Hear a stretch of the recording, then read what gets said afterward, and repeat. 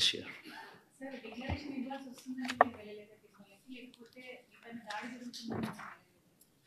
ఈ మాదిరిగా అందరికీ నోటీసులు ఇచ్చి ఈ మాదిరిగా నోటీసులలో వాళ్ళు రాసినది కూడా నేను చదివి వినిపించే కదమ్మా.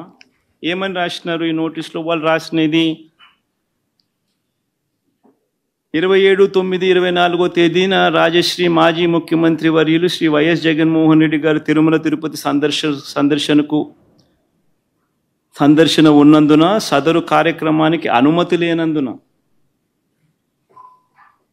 మీ ఆధ్వర్యంలో కార్యకర్తలతో మరియు మీ సొంత వాహనాలతో బయలుదేరి తిరుపతికి చేరుకొని వారు నిర్వహించే కార్యక్రమంలో పాల్గొంటారని సమాచారం. కావున అనుమతి లేని పైన తెలిపిన కార్యక్రమం యందు పాల్గొనటం చట్టరీత్యా వ్యతిరేకమని తెలియచేస్తూ ఇస్తున్న నోటీసు.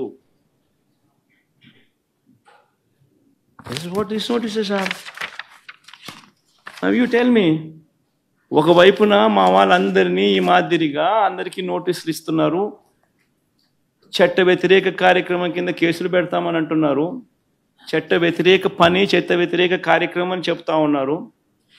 మరోవైపున పక్క రాష్ట్రం నుంచి బీజేపీ వాళ్ళని కూడా అక్కడ పిలుచుకొని వచ్చి వాళ్ళు లా అండ్ ఆర్డర్గా గొడవలు క్రియేట్ చేయడం కోసం, రిలీజియస్గా ఒక టాపిక్ డైవర్ట్ చేయడం కోసం చంద్రబాబు నాయుడు చేసిన తప్పును కప్పిపుచ్చుకునేందుకు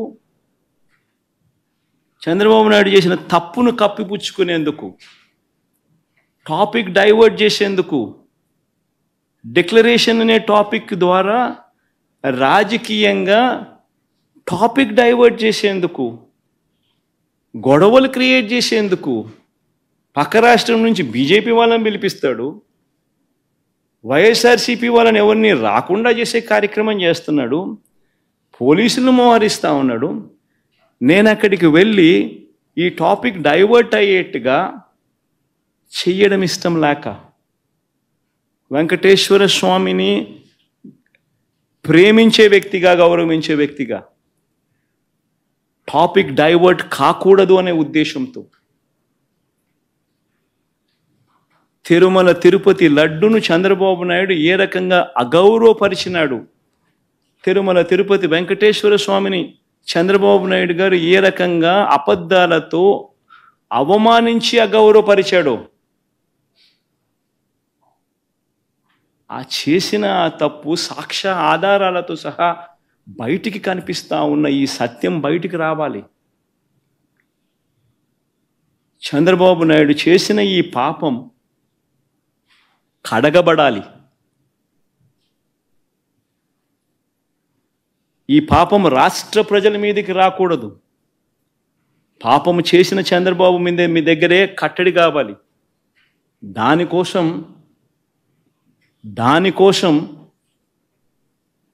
టాపిక్ డైవర్ట్ కాకూడదనే ఉద్దేశంతో నా పర్యటనను పోస్ట్పోన్ చేస్తా ఉన్నాం.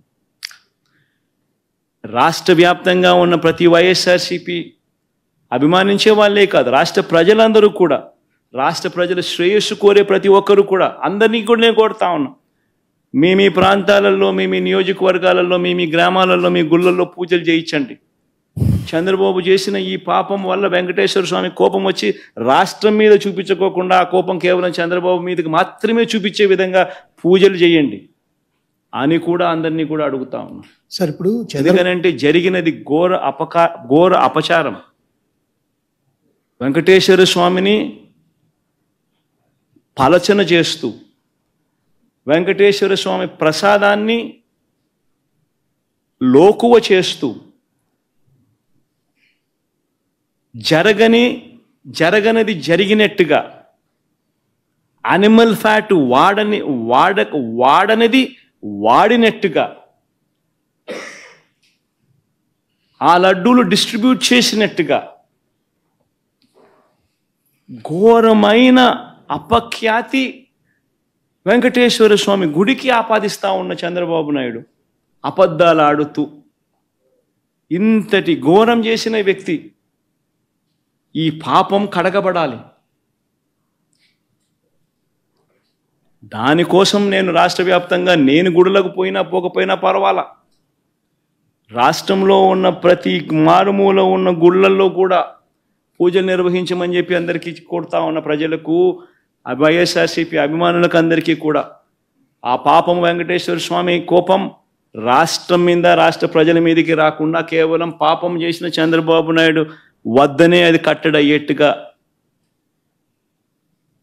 దీనికోసం సార్ చంద్రబాబు కుట్ర చేశారు మీకు వ్యతిరేకంగా, మిమ్మల్ని డిఫేమ్ చేయడానికని మీరు ప్రధానమంత్రి గారికి లెటర్ రాశారు. దాదాపు లాస్ట్ శుక్రవారం రాశారు. ఇప్పటి వరకు ఏమి రెస్పాండ్ కాలేదు. ప్రధానమంత్రి ఇక్కడ ఒక పెద్ద పుణ్యక్షేత్రంలో ఒక మతపరమైన విద్వేషాలు రెచ్చగొట్టే విధంగా కార్యక్రమాలు జరుగుతూ ఉన్నాయి. దీన్ని ఎలా చూస్తారు? అందుకే చెప్తా ఉన్నాను కదా, బీజేపీ వాళ్ళకు నిజంగా హిందుత్వం అనే దాని మీద నిజంగా వాళ్ళు టార్చ్ బేరర్స్ అని చెప్పుకునే నైతిక హక్కు నిజంగా వాళ్ళకు ఉంటే, వాళ్ళలో సిన్సియారిటీగానే ఉంటే, ఇంత ఘోరం చేసిన చంద్రబాబు నాయుడును రిప్రమాండ్ చేయకుండా, ఇంత తెలిసి అబద్ధాలాడుతూ తిరుపతి పేరు ప్రఖ్యాతలను మంటగలిపిన ఈ వ్యక్తిని చూస్తూ వాళ్ళు ఎలా ఊరుకుంటున్నారు అని వాళ్ళని ప్రశ్నిస్తున్నా. వాళ్ళల్లో నిజంగానే హిందుత్వం మీద వాల్యూస్ ఉంటే, సిన్సియారిటీ ఉంటే ఇలాంటి వ్యక్తిని తిట్టాలి, బహిర్గతంగా తిట్టాలి. ఇలాంటి తప్పులు చేయడం అన్యాయము, ధర్మం కాదు అని చెప్పి గట్టిగా బుద్ధి చెప్పాలి, గడ్డి పెట్టాలి. కానీ అలాంటివి ఏవీ చేయకుండా, చేసినవాడు మనవాడు కాబట్టి వాడు ఏం చేసినా కానీ పర్వాలేదు అని చెప్పి వాళ్ళు వదిలేస్తే ఏ రకమైన మెసేజ్ పంపిస్తూ ఉన్నారు? హిందుత్వానికి వీళ్ళు ప్రతినిధులా? ఏ రకమైన మెసేజ్ పంపిస్తూ ఉన్నారు?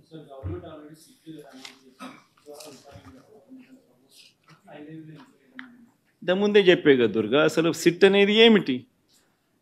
కళ్ళు ఎదుటే కనిపిస్తూ ఉన్నాయి సాక్ష్యాలు, ఆధారాలు. ఆయనే తప్పు చేస్తాడు, ఆయన చేతుల్లో ఉన్న అధికారులతో సిట్టేస్తాడు. అది ఏ రకంగా ఆ సిట్టు వల్ల న్యాయం జరుగుతుంది?